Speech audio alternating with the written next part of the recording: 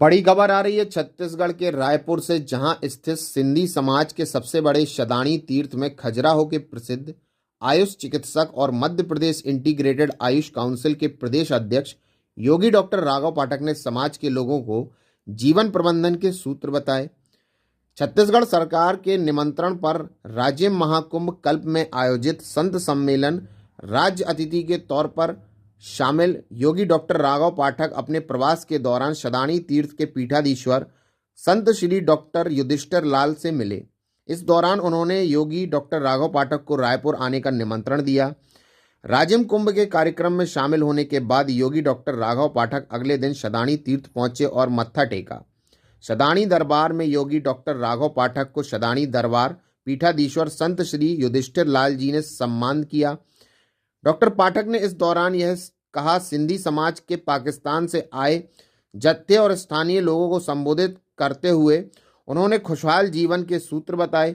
कार्यक्रम के बाद योगी डॉक्टर राघव पाठक ने शारीरिक व्यवधाओं से पीड़ित मरीजों को देखकर उचित चिकित्सीय सलाह भी दी। योगी डॉक्टर राघव पाठक ने आने वाले समय में शदाणी तीर्थ में लाइव मैनेजमेंट पर संवाद के लिए आने का आश्वासन भी दिया। आइए देखते हैं कैसा क्या ये कार्यक्रम रहा और कैसा क्या लोगों को जीवन प्रबंधन का सूत्र बताकर लोगों को क्या मार्गदर्शन दिया। अनुभूति हो रही थी, बस सहयोग का इंतजार था कि कब आपके दर्शन हो। वो सहयोग ऐसा बने कि कुछ चीजें कहने से ज्यादा वक्त का इंतजार उचित होता है कि वक्त जब आता है तब सारी युतियां मिल जाती हैं, एकाकार हो जाती हैं और वो घटना घट जाती है। मुख्य बात जो हमारे बंटी भैया ने कही है, बताया, परिचय दिया, एक बहुत अच्छे सूत्र से शुरुआत की उन्होंने। मुझसे आकर के कान में कहा, बात करीब आकर के पूछा कि इसका कोई इलाज है कि जब कोई बैठा हुआ है समूह में उसको नींद आने लगती है, उंघाई आने लगती है। अच्छा, एक छोटा सा प्रश्न है, हमें उंघाई कब आती है? आप ही में से बताइए, हमें उंघाई कब आती है? कब हमें बोर फील होने लगता है, नीरसता आने लगती है? अब यहाँ पर थोड़ा सा बात समझने की जरूरत है। मैं किसी को कटघरे में खड़ा नहीं कर रहा हूं, मैं एक प्रश्न बड़ा जनरल पूछ रहा हूं। हमें उंघाई कब आती है? जब हमारी उस विषय में रुचि ना हो, हमारे इंटरेस्ट का संवाद ना हो रहा हो, या हमारे मन की बात ना हो रही हो। अगर हमारे मन की बात होने लगे तो शायद उंघाई, हमारे मन का विषय सामने हो, हमारे मन का प्रसंग सामने हो, तो फिर नींद या उंघाई आने का कोई प्रश्न ही नहीं उठता। अमूमन आजकल लोग क्या होने लगे हैं, थकने लगे हैं। रोज वही बातें, रोज वही सत्संग, रोज वही प्रवचन, रोज वही समस्याओं का समाधान। तो क्या होने लगता है, मन क्या होने लगता है, बोर होने लगता है, थकने लगता है। तो वो पानी के ऊपर से, जैसे कमल के पत्ते के ऊपर से जैसे पानी बह जाता, वैसे वो सत्संग भी या वो संवाद भी क्या हो जाता, बह जाता। अब उसमें हमको स्थिरता लानी। तो स्थिरता लाने के पहले सबसे पहले है हमें खुद को खंगालना है। हमें चाहिए क्या, हमारी जरूरत क्या है, हम क्यों जा रहे हैं अमुक सत्संग में, हम अमुक जगह क्यों जा रहे हैं, क्या पाने के लिए जा रहे हैं। जब तक हम अपने आप में स्पष्ट नहीं हैं, तब तक हमारा कोई भी कार्य सिद्ध नहीं होगा। ये याद रखिए,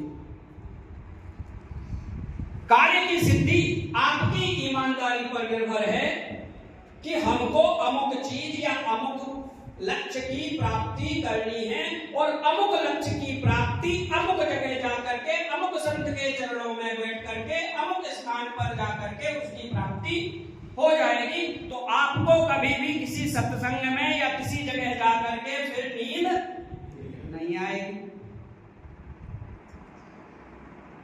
और मैं संतों से कहता हूं, क्योंकि संतों का भी क्या होता है, कोई एक नींद वाला अगर व्यक्ति बैठा हुआ है तो वो ऊर्जा क्या होती है, खींचने लगते हैं। 3 प्रकार की ऊर्जाएं होती हैं, हम सब लोग पढ़ते हैं। एक एक्टिव एनर्जी, एक पैसिव एनर्जी और एक तीसरा फोर्स होता है जो होता है पर दिखता नहीं, वो तीसरा है न्यूट्रल, जिसको हम सम बोलते हैं, संतुलन। उसमें ना नींद आती है न सक्रिय होता है, बट वो इस अवस्था में होता है, सम अवस्था में होता है, जहां वो सारी चीजें क्या कर रहा होता है, रिसीव कर रहा होता है। एक्टिव होगा तो वो क्वेश्चन चलाएगा, अरे ये ज्ञानी बन रहे हैं, अरे ये ऐसा जा रहा है, अरे ऐसा जा रहा है, अरे ऐसा जा रहा है।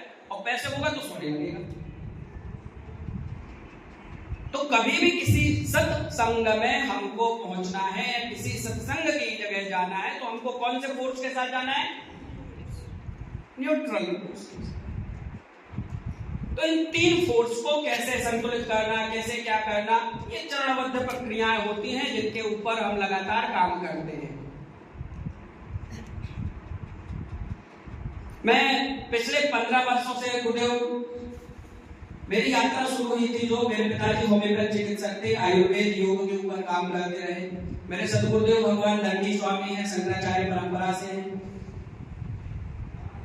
लगातार जब मैंने चिकित्सा क्षेत्र में आया था तो हमारा खजुराहो के बारे में आप सभी लोगों ने परिचय होगा, खजुराहो के बारे में सुना, खजुराहो हाँ सतना के बाजू में है, विश्व प्रसिद्ध पर्यटन स्थल है और वर्तमान में छतरपुर जिला आप लोगों के सबके बड़े चर्चा में बना हुआ है, नीचे से लेकर अर्ध से लेकर फर्श तक। तो वो सब क्षेत्र हमारे बिल्कुल 10 किलोमीटर के रेडियस में। स्वामी धीरेन्द्र शास्त्री छतरपुर के जिले से, तो हमारे ही जिले से है, बागेश्वर धाम गढ़ा, बड़े करीब और बड़ी अच्छी ऊर्जा, सक्रिय ऊर्जा के साथ सनातन धर्म के लिए कार्य कर रहे हैं। परिवार के ही सदस्य के रूप में है, लेकिन व्यवस्थाएं ऐसी हैं कि कोई सक्रिय बहुत तेज है, कोई न्यूट्रल होकर के फोर्स दे रहा है, कोई पैसिव होकर के भी एनर्जी जनरेट कर रहा है। 3 आयाम पर पूरा जीवन चलता है, उत्तरी ध्रुव, दक्षिणी ध्रुव और केंद्र, जिसको हम हृदय चक्र बोलते हैं। जिसने इन तीनों में संतुलन स्थापित कर लिया, वो जीवन का आनंद लेना शुरू कर देता है। मेरी पढ़ाई जो है वो होम्योपैथी की है। डिग्री करने के बाद होम्योपैथी चिकित्सक के रूप में मैंने सेवाएं देना शुरू किया और सेवाएं देने के बाद खजुराहो विश्व प्रसिद्ध पर्यटन स्थल है। इच्छा होती है कि हम भी विदेश जाएं, तो विदेशियों से कैसे कनेक्ट रहा जाए, योग सिखाता था। तो मेरा जो शुरुआती काल है वो राजीव दीक्षित जी का नाम सुना होगा आपने। मेरा बेहद शुरुआती काल उनके सानिध्य में बीता। उनकी मृत्यु के पूर्व तक 24 घंटे 48 घंटे पहले तक हमारा उनसे संवाद होता रहा। वो 24 घंटे का ऐसा काल आया कि हमको उनसे दूर कर दिया। प्रश्न बहुत से हैं, लेकिन प्रश्न की जगह समाधान क्या है, देश का हम लोग को देखने वाले हैं, वही उन्होंने हमें दिया है, तो हम उस पर सीधे काम कर रहे हैं लगातार। पतंजलि योग समिति से लेकर के प्रकल्प खड़े हुए हैं देश में। भारत स्वाभिमान हम लोगों ने खड़ा किया था, तो आज देश में सेवाएं दे रहे हैं। सबसे बड़ी चीज योग के क्षेत्र में, अध्यात्म के क्षेत्र में, आयुर्वेद के क्षेत्र में जितना काम पतंजलि योग समिति और बाबा रामदेव ने और बालकृष्ण जी ने कर दिया है, वो हम लोग सोच भी नहीं सकते थे कि इस क्रांति के साथ हम लोग वापस से अपनी तरफ देखना शुरू करेंगे। तो उनका साधुवाद।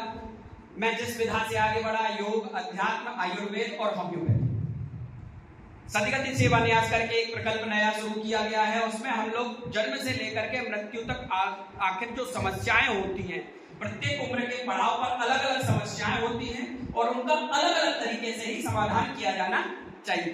तो इसको लेकर के डॉक्टर पाठक होलिस्टिक क्योर करके एक प्रकल्प चलाता हूँ। वर्तमान में जो सबसे गंभीर समस्याएं हैं, घुटनों का दर्द, शरीर का दर्द, तो हम एक कंसेप्ट के साथ काम कर रहे हैं Gurudev, we cure pain with love. हम प्रेम के साथ आपका दर्द दूर करते हैं। हम कहते हैं होलिस्टिक क्योर में कि आप जब हमारे पास आ रहे हैं तो आप दर्द लेकर के आ रहे हैं। हमारा उद्देश्य है आपका दर्द दूर करना और आपको दर्द से लंबे समय के लिए या हमेशा के लिए निजात दिलाना।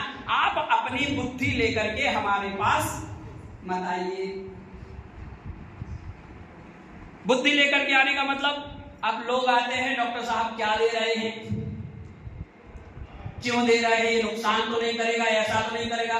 तो भैया हम कहते हैं हमारे पास जब आप 10 जगह से हार करके आ रहे हो, सभी को दिखा करके आ रहे हो, फिर हमें भी क्वेश्चन मार्क में डाल लोगे, तो अगली बार भी बात जाओगे तो बोले हमने उनको भी दिखा लो, एक अनुभव और कर लिया, हम भी उसी लिस्ट में शामिल हो जाएंगे। तो we cure pain with love का कंसेप्ट सीधा इतना है कि वर्तमान में दर्द का, छोटे से दर्द को भी लेकर के बड़े बड़े कॉर्पोरेट हॉस्पिटल्स में सर्जरी के रूप में बदल दिया जाता है। छोटा सा दर्द होगा नहीं, हमारे गलत पोजीशन में बैठने के कारण टेढ़े टापटे बैठ रहे, लंबे समय तक बाइक चला ली या गाड़ी में यात्रा कर ली, दर्द बढ़ गया। अब उस दर्द को हमको ठीक कर लेना चाहिए था योगा से, थोड़ी सी प्रैक्टिस से, थोड़ी सी खान पान को दुरुस्त करने से, थोड़ा सा व्यवहार को समझ लेने से। और उस दर्द को आप हॉस्पिटल गए, बोले 15-20 हजार की जांचें कराएं, बोले भैया आपकी ये नस दब रही है, अमुक नस दब रही है, बुढ़े का पानी सूख गया है, आपका ऑपरेशन होगा, ऑपरेशन इतने से इतने तक का हो गया। अब आपके दिमाग में एक फितूर डाल दिया।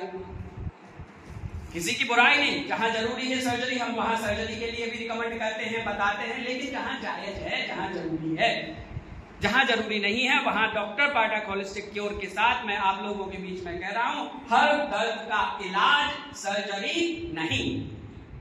और ये दर्द सिर्फ शरीर का नहीं, ये दर्द आपकी समस्या का है।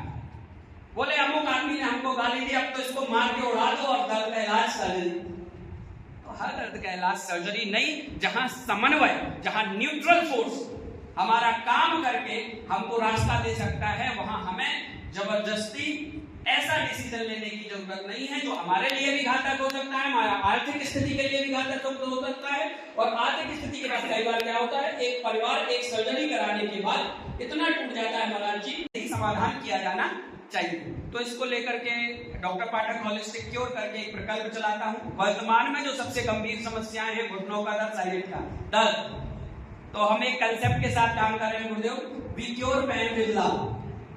हम प्रेम के साथ आपका दर्द दूर करते हैं।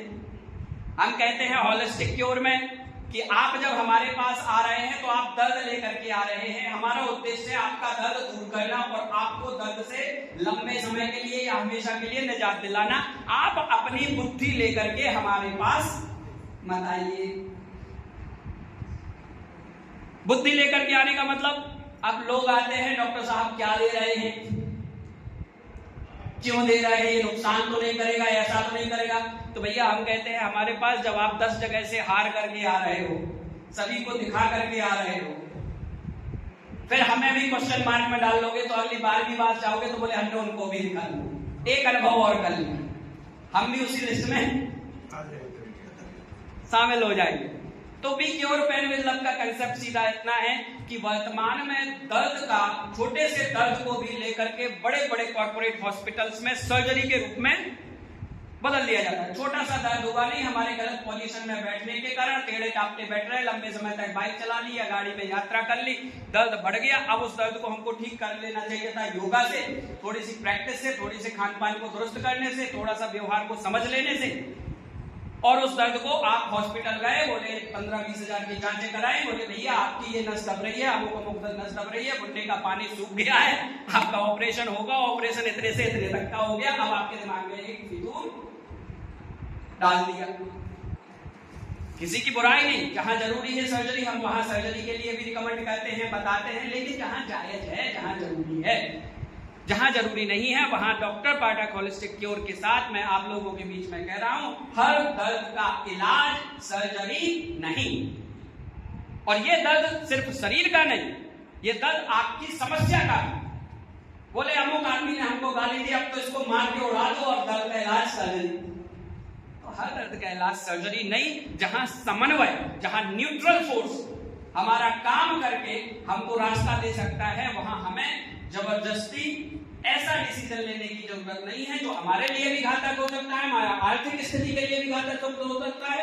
और आर्थिक स्थिति के बाद कई बार क्या होता है, एक परिवार एक सर्जरी कराने के बाद इतना टूट जाता है महाराज जी कि उसके बच्चों के लिए खाने पीने को भी नहीं बचता, उल्टा कर्जा चुकाना पड़ता है। हाथ भी, परिवार से व्यक्ति भी गया, धन भी गया और परिवार कर्जे में डूब गया। बच्चे अगर छोटे छोटे हैं तो वो परिवार पूरी तरीके से टूट जाता है।